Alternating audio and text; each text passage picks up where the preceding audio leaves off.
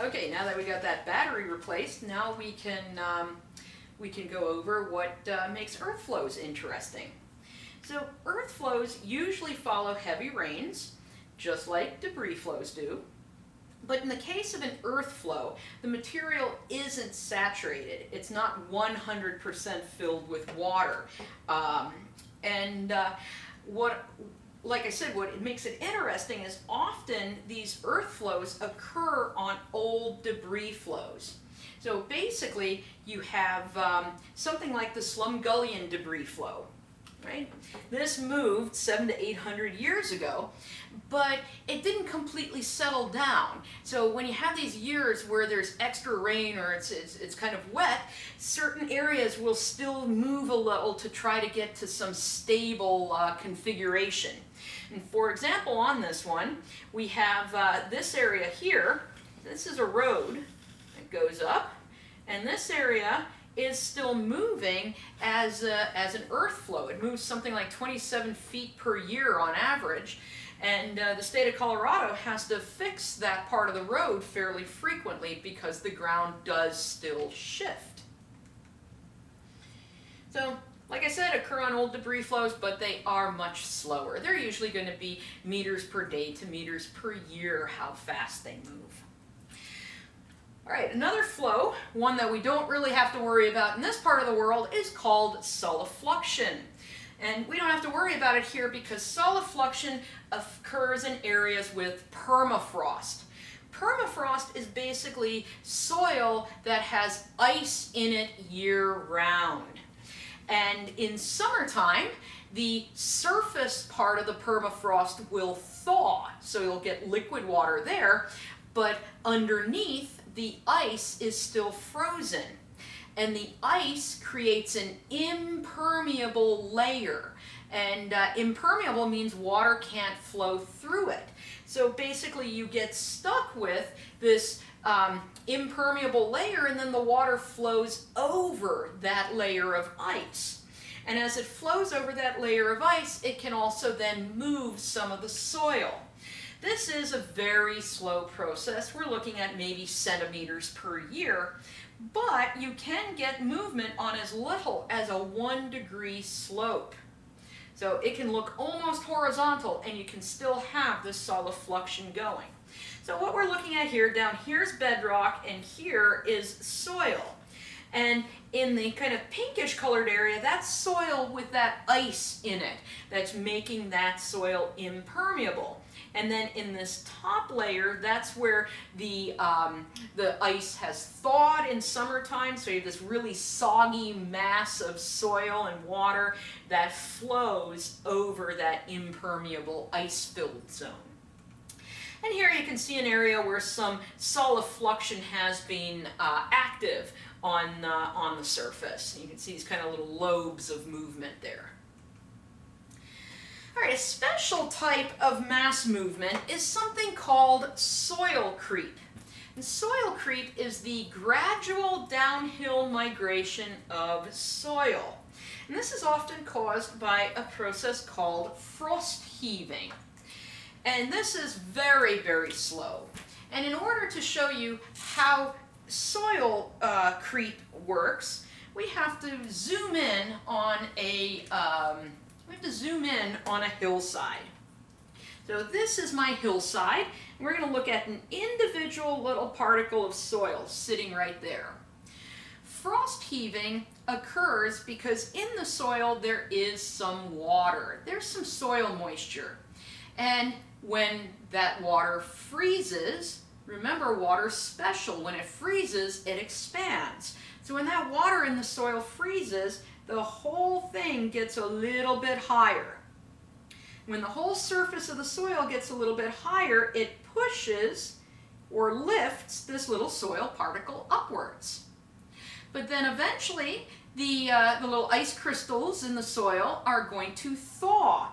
And when they thaw, the soil settles down. But gravity does not pull perpendicular to slope, it pulls straight down.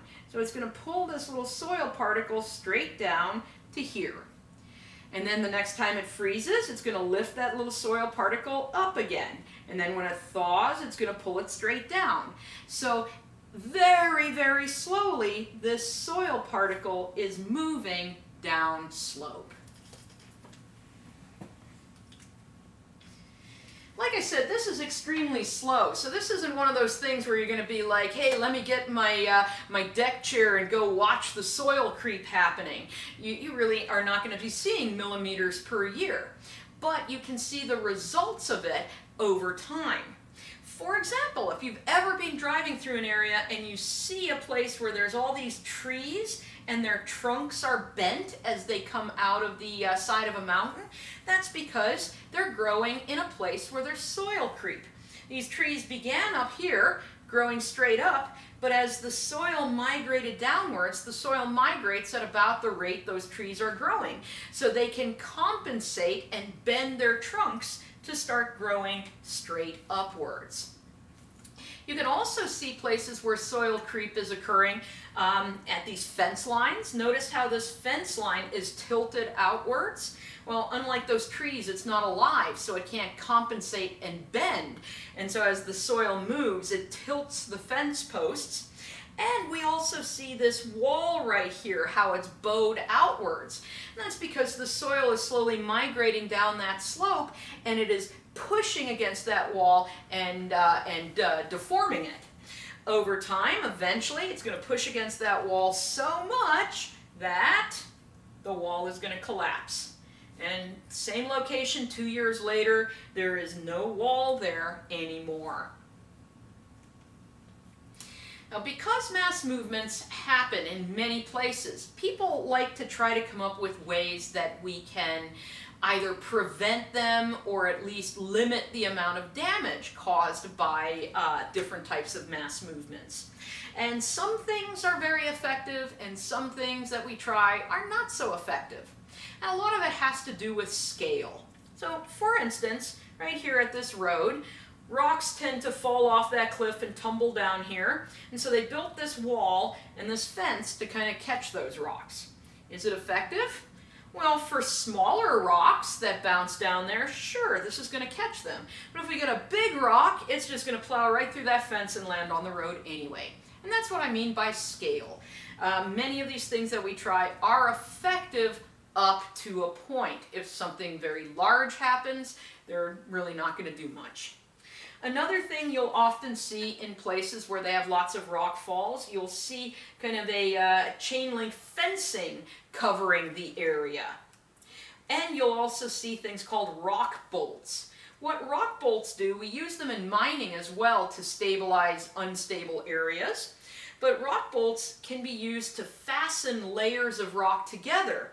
So if you had a hillside where the surface rock layer was likely to slide downwards, you could bolt that to the layers underneath and prevent it from sliding, prevent it from moving. So you'll sometimes see those rock bolts drilled into places.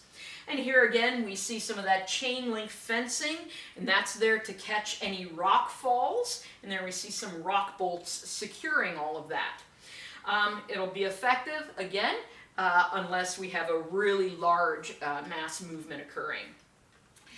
Now, one type of mass movement I haven't yet talked about is something called an avalanche.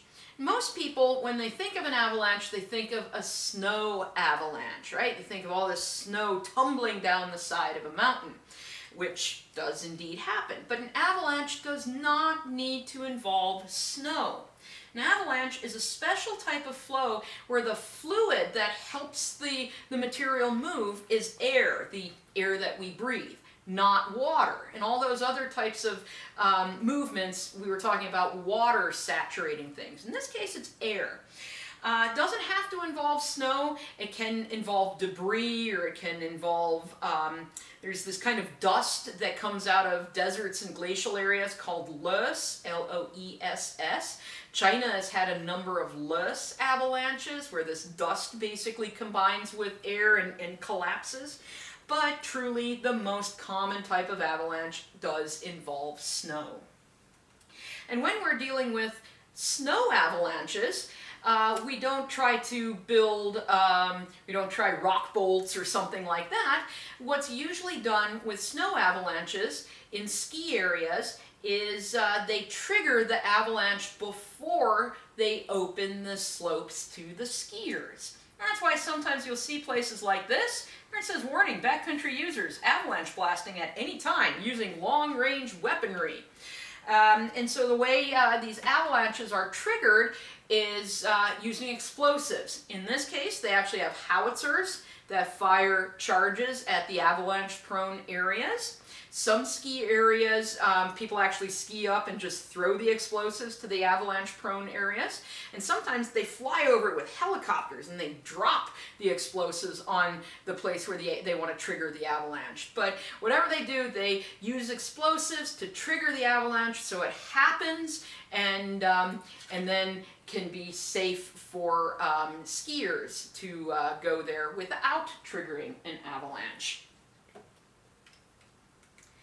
And, well, I should point out, I look really happy about that too. But anyway, and this is the random picture of the day. That is me hanging my feet over the edge of a giant cliff. And fortunately there, I did not become a mass movement. Although there was one cliff where I did become a gnat movement and I did fall off, but not that one. So anyway, I'll see you in a few.